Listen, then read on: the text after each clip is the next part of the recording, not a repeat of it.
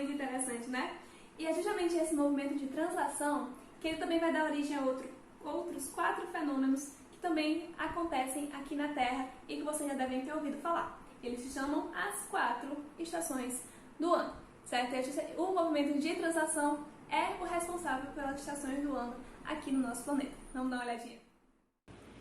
Muito bem, vamos falar agora de estações do ano, certo?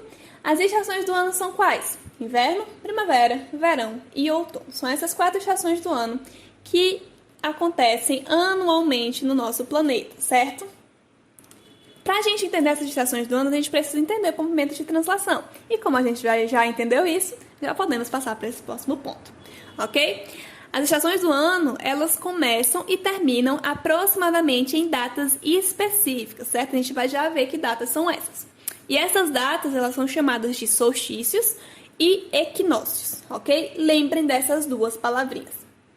Os solstícios, eles acontecem quando a duração dos dias são maiores do que as durações das noites durante algum período na Terra, certo? Durante o período do ano. E os equinócios acontecem quando a duração da noite é igual à duração do dia. Então, dias e noites são iguais, por isso tem esse prefixo aqui, ó, equi. Sempre vocês verem essa palavrinha, não sei como é que fala, esse prefixo aqui, isso quer dizer o quê? Que é igual. Então, equi significa igualdade. Então, por isso, noites iguais aos dias. Agora, os solstícios têm os dias maiores que a noite. Existem 2 tipos de solstício e 2 tipos de equinócios, ok? Primeiro, vamos entender o seguinte. Os solstícios, eles acontecem 2 vezes no ano, como eu já falei, e nunca um hemisfério vai estar no mesmo solstício que o outro. Lembrando que existe o hemisfério norte e o hemisfério sul, certo? O hemisfério norte nunca vai estar no mesmo solstício que o hemisfério sul e vice-versa. Vamos lá entender. Primeiro, vamos falar do solstício de inverno, ok?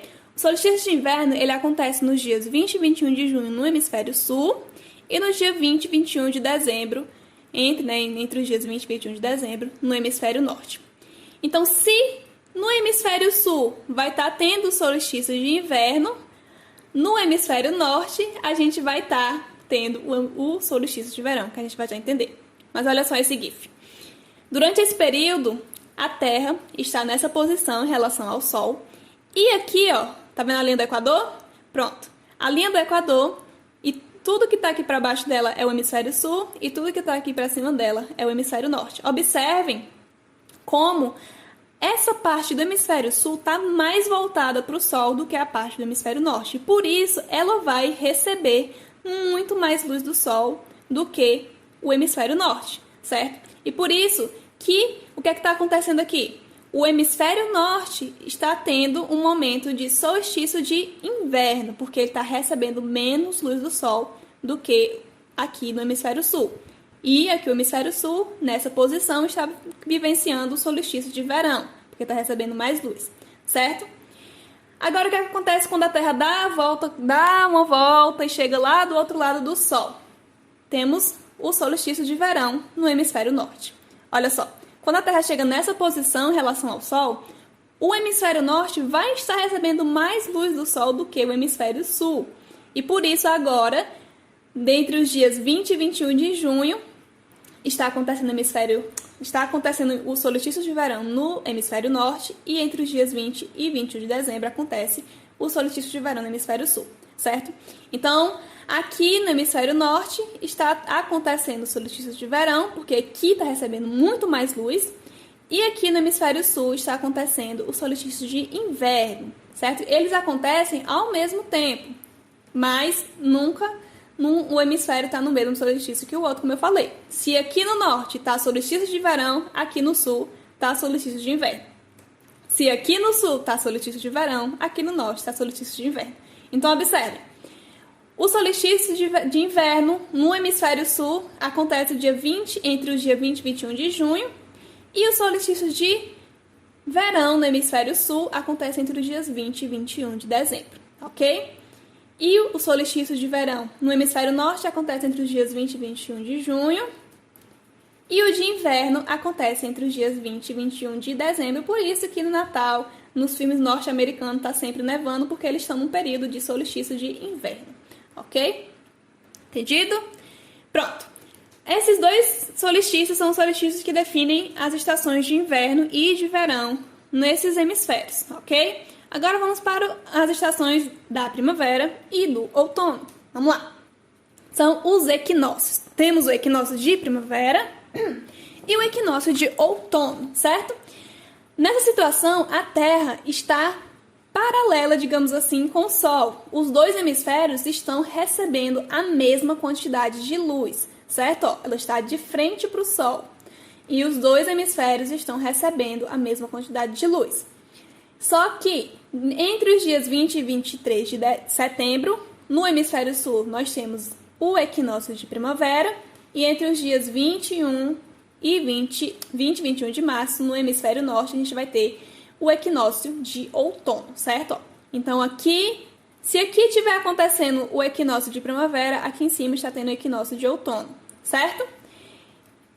E aqui na outra situação, a Terra está bem aqui, ó, nessa posição do outro lado, virada para o Sol. Temos o equinócio de outono entre os dias 20 e 23 de setembro no hemisfério norte e os dias 20 e 21 de março no hemisfério sul. Então, aqui em cima agora é outono e aqui embaixo agora é primavera, certo? Ó, deixa eu voltar aqui. Pronto. Aqui em cima agora é outono e aqui embaixo agora é primavera. Nessa outra situação, aqui em cima é primavera. Bora, meu lindo. Aqui em cima é primavera e aqui embaixo é outono, ok? Então, os equinócios são os que definem as estações primavera e outono, certo? Acontece nos períodos de solstício que algumas áreas do planeta acabam não recebendo do Sol, como as áreas dos polos, ó. Nessa situação aqui, essa área do Polo Sul acaba não recebendo luz do Sol. Então, ela passa quase 6 meses aí à noite. E aqui em cima está recebendo luz do Sol direto. Então, isso quer dizer que essa área aqui vai passar quase 6 meses de dia, certo? Na outra situação, o norte agora passa quase 6 meses de noite e o sul agora passa quase 6 meses de dia. Muito interessante, não é mesmo? Justamente isso aqui é o fenômeno do sol da meia-noite, porque aqui nunca vai anoitecer, vai estar tipo 6 horas, 7 horas da noite, 11 horas da noite, meia-noite, mas o sol ainda vai estar truando nos polos, ok? Ok, agora que vimos nossa Terra, não podemos esquecer de falar de alguém bastante importante também para a gente, que é a nossa Lua, obviamente, a nossa linda Lua, que todas as noites, ou quase todas, aparece aí para abrilhantar as nossas noites. Então, a Lua, ela é o nosso satélite natural, ok? Ela está localizada a 380 mil quilômetros de distância daqui da Terra, certo? E ela é uma superfície inóspita, o que isso quer dizer? Ela não pode ser habitada. E ela só é somente lá uma superfície que está há milhares de anos sendo aí afetada por choques com meteoritos, mas nada muito grave, não se preocupe, com a nossa Lua está bem, passa bem, ok? E a nossa Lua, a gente vê ela de maneiras diferentes ao longo do mês, ao longo das noites. E essa diferença se dá por conta da iluminação do Sol. Lembrando, a nossa Lua, ela não é um astro luminoso, ela é um astro iluminado. E a luz que a gente vê dela vem do nosso Sol, ela reflete a nossa luz do Sol. E a forma como essa luz do Sol está sendo refletida na nossa Lua vai dar origem ao que chamamos de ciclo lunar, como a gente vai ver agora. Vamos lá! Ok, vamos falar da Lua, como já dissemos, algumas informações sobre a Lua. Vamos falar agora do ciclo lunar, ok? O ciclo lunar, ele vai depender aí da posição da Lua em relação à Terra, certo? Ele compreende exatamente as 4 diferentes fases que a Lua aparece no nosso céu à noite, né? Dela segue uma ordem aí ao longo do mês, ok? É chamado mês lunar ou ciclo lunar. Então, para começar, nós temos a Lua cheia, quando a Lua está nessa posição aqui em relação à Terra. Quando a Lua está cheia, todo o hemisfério iluminado da Lua está completamente voltado para a Terra. Por isso que a face da Lua inteira reflete toda a luz do Sol. Então, quando a Lua está cheia, a gente está vendo toda a áreazinha desse hemisfério aqui da Lua. Por isso, sendo que é a luz do Sol que está refletindo aqui, ok? Depois, ela vai girando, girando, girando, girando e chega nessa posição aqui, ao lado da Terra. E aí nós vamos ter a Lua quarto minguante, certo? A Lua minguante popularmente conhecida. Nessa posição, só metade da superfície visível da Lua está voltada para o leste, que é a que está voltada para o leste está iluminada. Então a gente só vai ver essa bandinha aqui da Lua. Imaginem como se a Lua fosse dividida em 4 pedaços. Quando ela está na posição de lua cheia, a gente vê 2 pedaços. Quando ela está nessa posição aqui de quarto minguante, a gente só vai ver um pedaço, por isso que é quarto, um quarto da Lua que a gente está vendo, certo? A gente não está vendo esse pedaço aqui de trás, nem esse aqui e nem esse aqui, ok? Depois a Lua gira mais e chegamos na posição de Lua nova, certo? Que é quando a Lua está entre a Terra e o Sol. E por isso a gente acaba não vendo a parte dela que é iluminada. A parte que é iluminada da Lua está voltada para o Sol e a parte que está sombra aqui a gente acaba não vendo, certo? Por isso, em período de Lua nova, nós não vemos a Lua, ok? E a Lua vai girando, girando, girando, girando, girando. O movimento de translação chega aqui nessa outra posição e aí nós temos a Lua quarto crescente, que é quando mais uma metade da superfície visível da Lua está voltada para a Terra, que é justamente a superfície oeste, ó. A gente aqui nessa posição só estamos vendo essa partezinha aqui da Lua. Não estamos vendo essa e nem essa. Por isso é quarto crescente, ok? Essas são as fases da Lua. Lembrando, o período de tempo entre as duas luas novas, por exemplo, dura mais ou menos 29 dias e meio. Por isso é chamado de mês lunar. Então, o período de translação, o tempo que a Lua demora para dar uma volta na Terra, é de 29 dias e meio, aproximadamente, ok? Outra coisa interessante para falarmos da Lua é o efeito dela, das fases da Lua, é o efeito dessas fases sobre as marés. Sim, as fases da Lua influenciam também nas marés. Como assim, tia? Vamos olhar, certo? O que acontece? A Lua, ela também possui uma força de atração sobre a Terra, certo? Como todo e qualquer astro do nosso universo.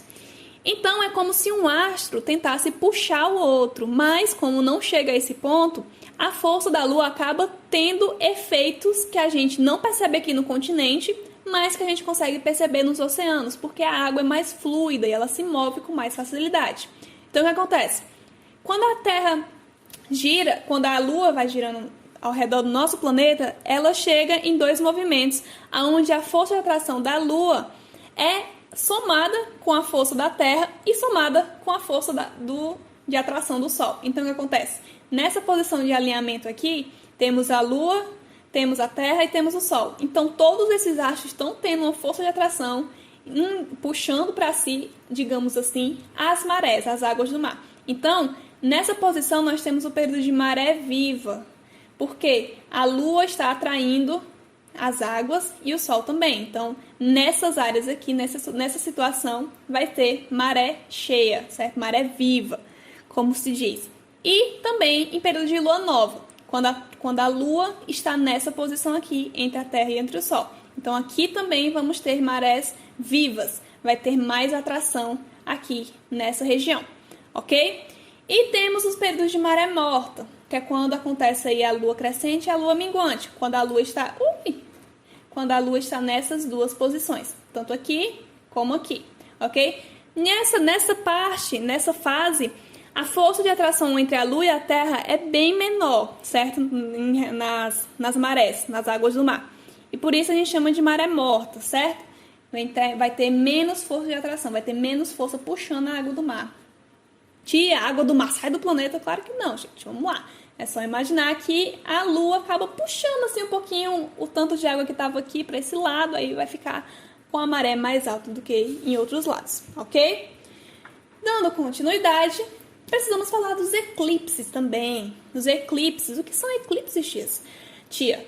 O eclipse, ele é um encobrimento total ou parcial de um astro, ou seja, quando um astro se desloca para a sombra de outro astro, certo? Basicamente, isso é um eclipse, ok? Existem 2 eclipses que a gente consegue ver aqui da Terra, o eclipse solar e o eclipse lunar, certo?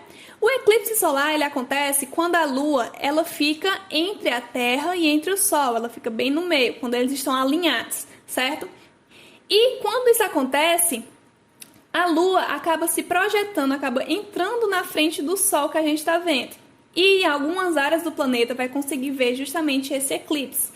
Por exemplo, nessa imagem aqui, toda essa areazinha pretinha aqui, desse ponto preto, quem tiver aqui vai conseguir ver o eclipse total, certo? Então existe aí o eclipse solar total, que é quando a Lua encobre totalmente o Sol. A gente vai já ver uma imagem.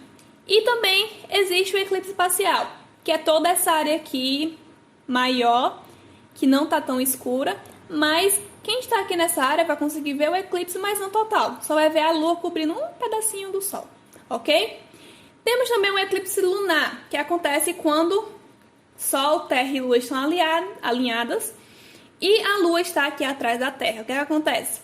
Quando a Lua está nessa situação, a sombra da Terra acaba cobrindo a Lua, ok? Então, temos também o eclipse lunar total e o eclipse lunar parcial. O eclipse lunar total é quando toda a sombra da Terra cobre a Lua, e o eclipse lunar parcial é quando só um pedacinho da Terra cobre um pedacinho da Lua, ok? Vamos olhar aqui as imagens. Isso aqui é o que acontece quando temos um eclipse solar. Essa bola preta, digamos assim, é justamente a Lua passando em frente ao Sol e acaba cobrindo. Pode acontecer em alguns lugares verem só isso aqui, que é o chamado eclipse solar parcial, ou então o eclipse solar total, que é quando a Lua cobre totalmente o Sol. E aqui nós temos um eclipse lunar, certo? Ó, justamente essa sombra aqui que a gente está vendo na Lua é a sombra da Terra.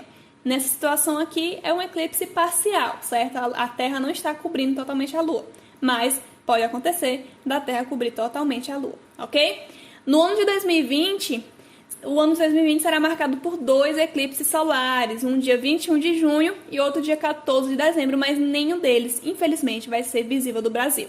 Como eu falei, ó, nessa imagem, somente essa área aqui específica do planeta está vendo o eclipse solar. Todo o restante aqui não está vendo. No Brasil, quer dizer, esse ano vai acontecer isso e infelizmente nós não vamos estar dentro da área do eclipse solar.